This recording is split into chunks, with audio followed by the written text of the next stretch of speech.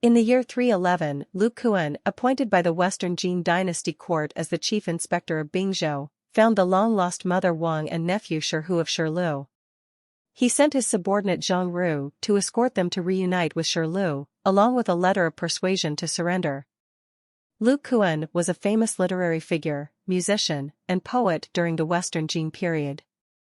In his youth, he was arrogant and extravagant, known for his flamboyant style. As the Western Jin court declined from prosperity to decline, Lu Kuan abandoned literary pursuits for politics.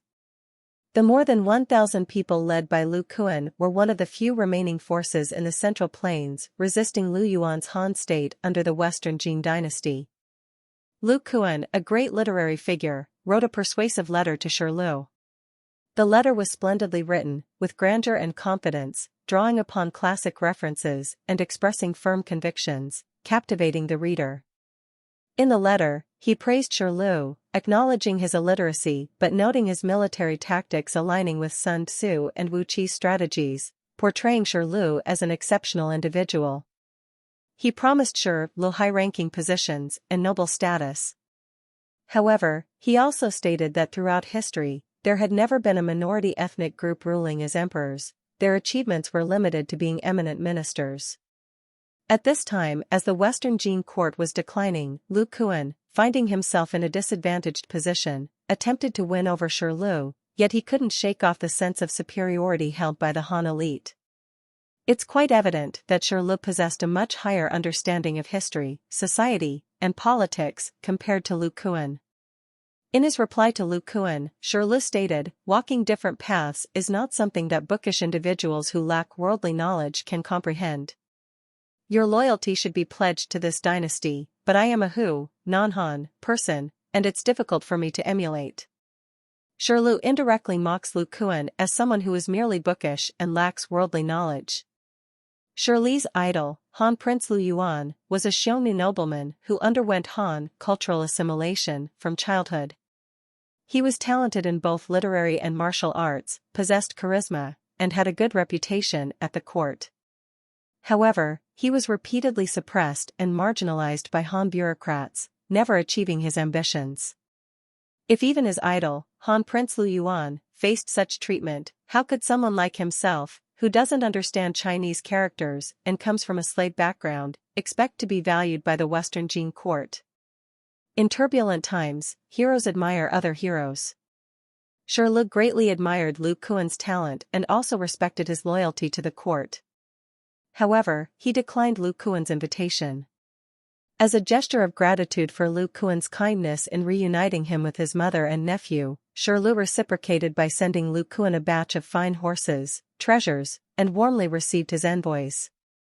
Lu Kuan was an outstanding literary figure, musician, and poet.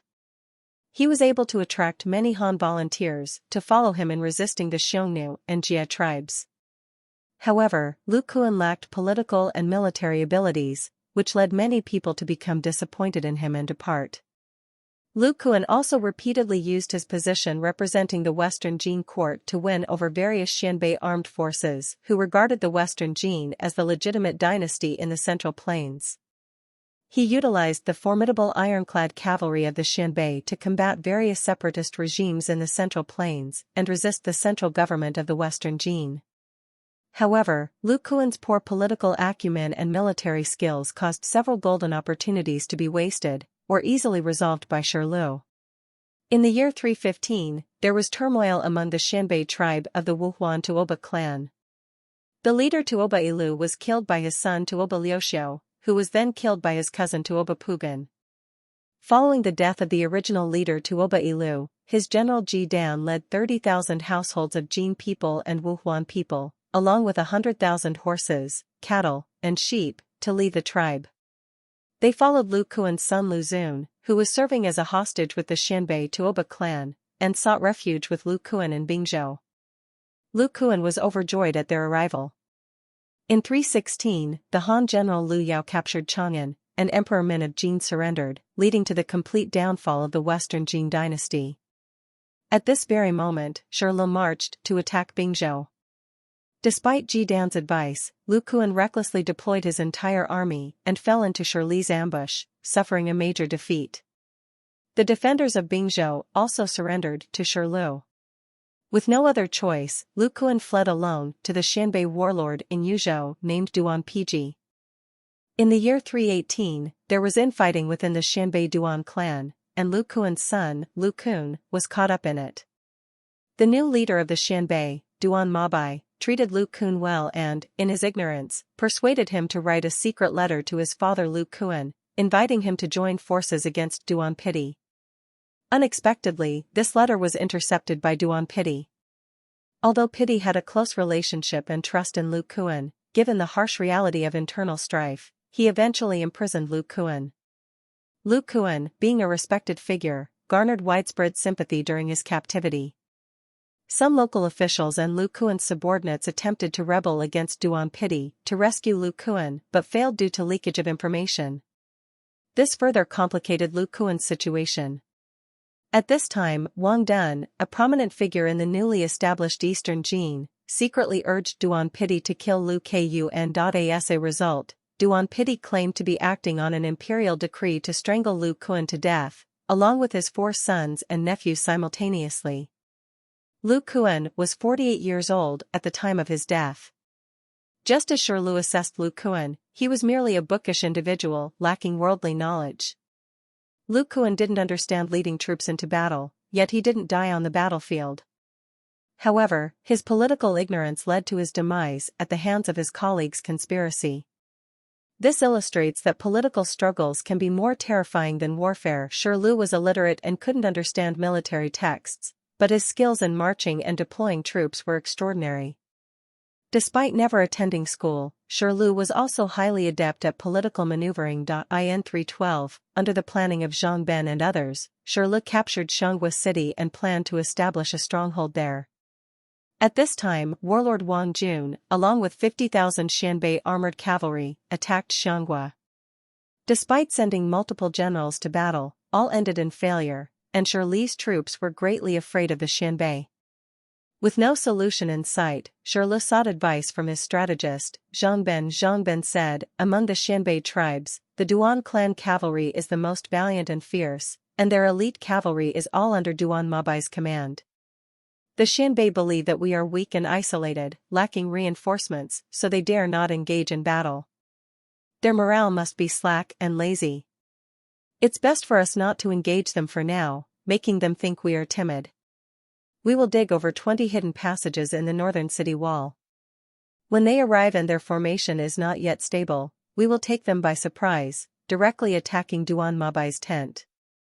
They will be shocked and fearful, unable to arrange countermeasures in time. It's certain that defeating them is inevitable. If Duan Mabai fails, the other armies will collapse without fighting." Shi Lu followed Zhang Ben's plan and secretly set up hidden passages and doors.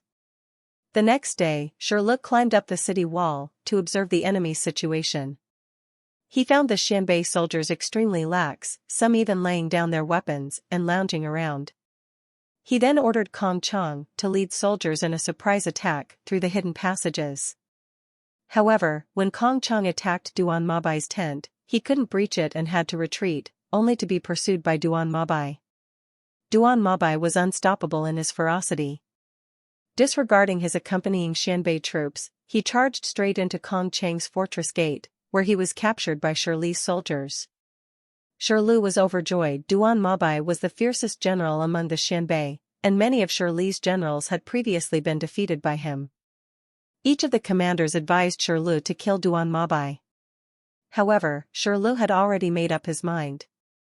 He said to the generals, "The Xianbei in Liaoxi is a strong nation, and we have no previous enmity with them. This time, they are just acting under Wang Jun's orders. Killing one person now and creating enmity with a whole nation is not the solution. If we let him go, they will surely deeply appreciate our gesture and no longer be manipulated by Wang Jun."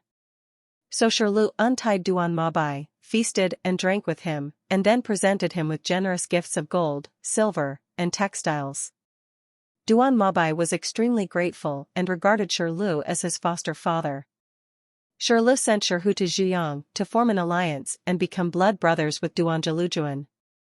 Later, on his way back north to Liaoxi, Duan Mabai would bow 3 times towards the south to pay homage to Shi Lu every day.